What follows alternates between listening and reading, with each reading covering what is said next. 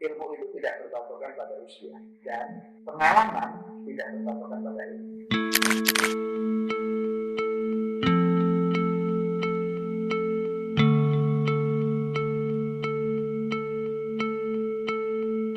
Assalamualaikum warahmatullahi wabarakatuh. Saya Satria Seno Surono, lahir di Desa Kalisari, Kecamatan Sayung, Kabupaten Demak, 46 tahun yang lalu. Saya terlahir dari orang tua yang sangat sederhana. Bapak saya seorang petani dan ibu saya seorang pedagang yang setiap hari untuk berangkat ke pasar. Dan saya punya tujuh saudara. Saya menjadi anak yang keempat dari tujuh bersaudara. Ya, cerita masa kecil saya tentunya sangat mengesankan sekali karena saya terlahir dari keluarga yang sangat sederhana, di mana saya bermain pada masanya waktu itu, yang dimana saya bermain bola di siang hari. Bahkan kalau cerita masa kecil kita main bola itu masih berangkat bulan, kita main sepeda ke pelosok-pelosok sawah, dan hal yang paling saya berkenan betul ya bagaimana saya menyaksikan kehidupan para petani yang sangat sederhana, dan di saat panen ya bisa dibilang harganya yang fantastis, bahkan banyak sekali hasil panen itu tidak bisa dijual di pasar, bahkan hanya buat makan ayam, buat makan bebek. Dan waktu itu saya juga sedih melihatnya. Kalau dulu betul-betul kita main di sawah, kita hujan main perang-perangan di sawah, bahkan itu terongnya petani-petani kadang kita makan. Ya terong masih muda, masih manis, masih enak. Jadi kebahagiaan masa kecil itu luar biasa kalau dulu saya rasakan. Tapi satu hal yang sangat memprihatinkan itu bisa musim panen, yang petani harus membawa hasil panen ke pasar, tapi yang harganya nggak seberapa. Nah ini kalau terkait pendidikan, memang saya SD saya di SD Kalisari, yang masa kecil saya harus jalan kaki. Kalau dari rumah ke sekolah itu kurang lebih hampir 3 kilo harus jalan kaki. Dan masa-masa kecil waktu itu ya kita kalau pakai sepatu itu malu. Jadi karena teman-teman semua itu hampir mayoritas sudah menggunakan sepatu karena masa kecil itu SD. Dan mengasihkan betul zaman saya SD itu di SD Kalisari. Itu lulus tahun 91, terus saya melanjutkan saya di SMP Negeri 1 Sayung. Nah, itu juga masa yang sangat menyenangkan bagi saya.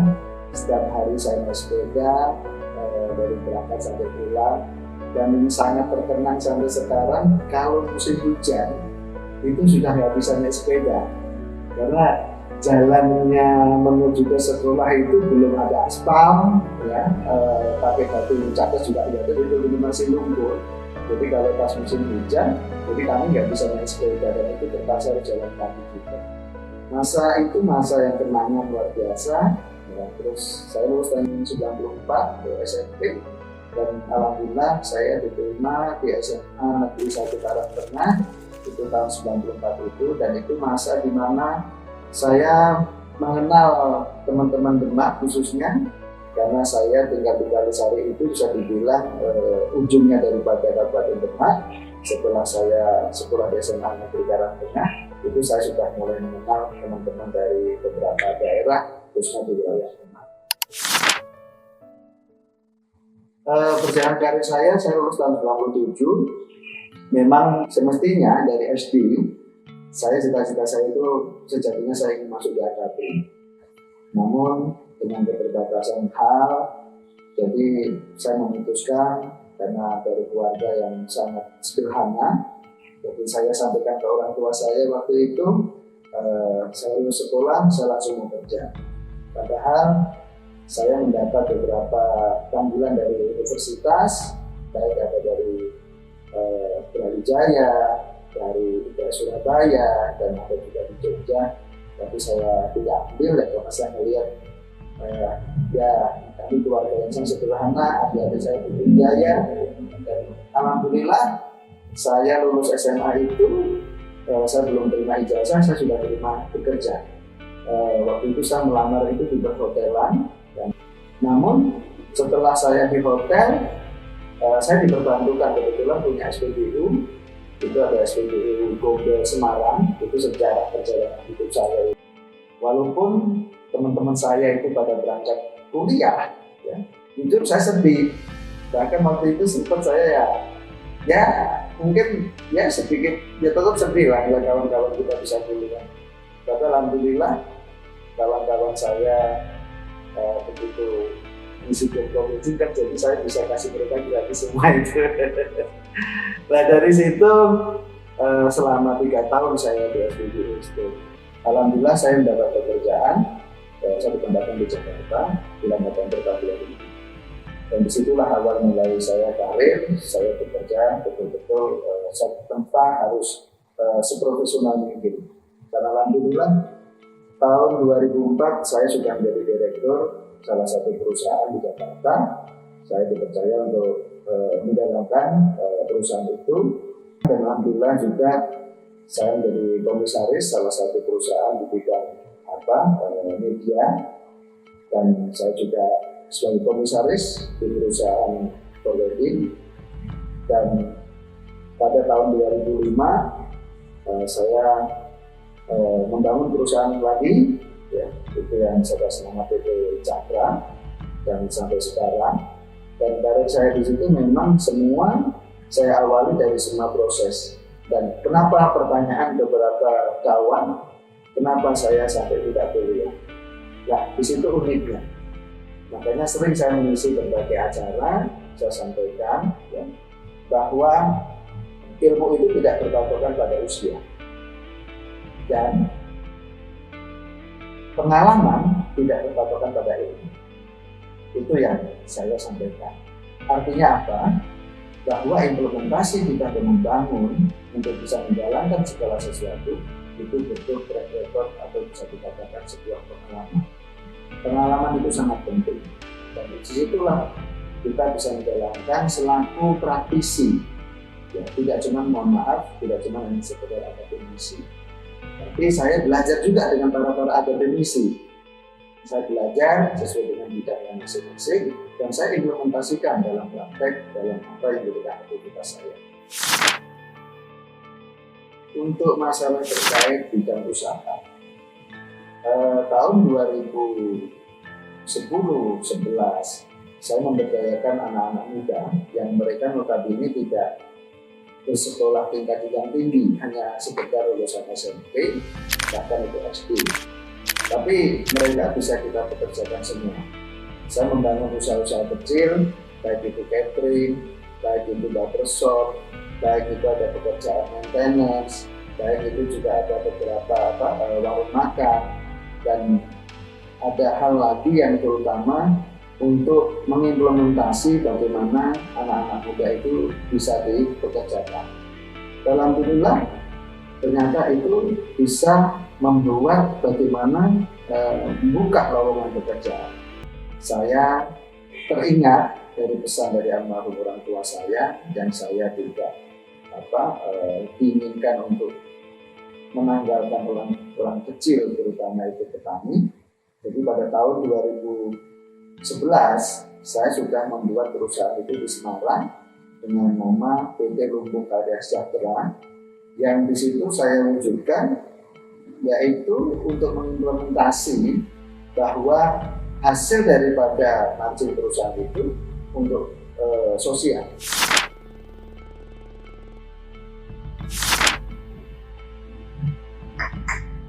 Iya Mas, kalau terkait dengan fitrah di masyarakat,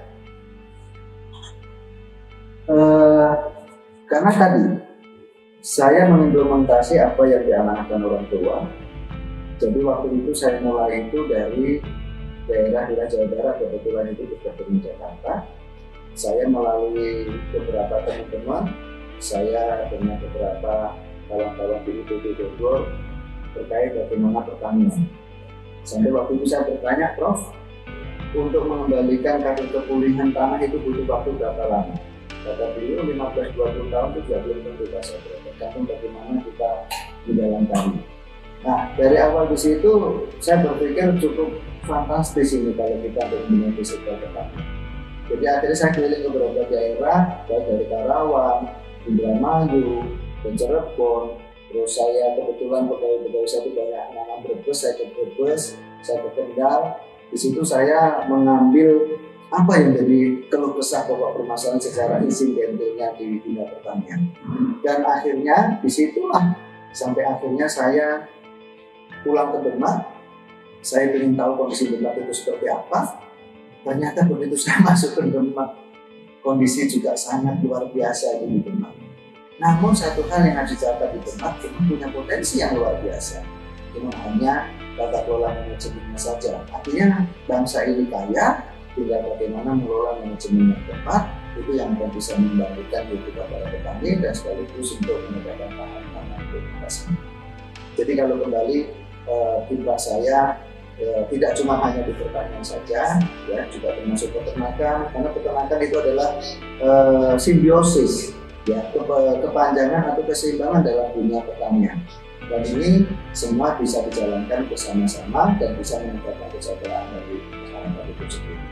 Dan dari aspek lain pun dalam kemasyarakatan satu hal yang saya dulu juga menjadikan perhatian saya di kampung saya sendiri terutama, yang dimana notabene yang mohon maaf tata kelola yang mungkin masih belum bagus secara tatanan sosial, jadi saya juga mencoba untuk bagaimana membenahi di tata kelola di sosial di kampung saya sendiri. Dan alhamdulillah di kampung saya sendiri di Kalisari khususnya di buku saya Manggian, alhamdulillah juga bisa kita tata bersama-sama. Artinya dalam perjalanan siklus untuk membangun peradaban penataan pemerintahan, disitulah yang kita harus yakin ya bahwa kita dengan segenap komponen yang ada kita bisa ajak bersama-sama untuk membangun daerah yang lebih baik. Dan literasi kita membangun di situ pun kita juga perlu daripada konektivitas yang dari pihak luar.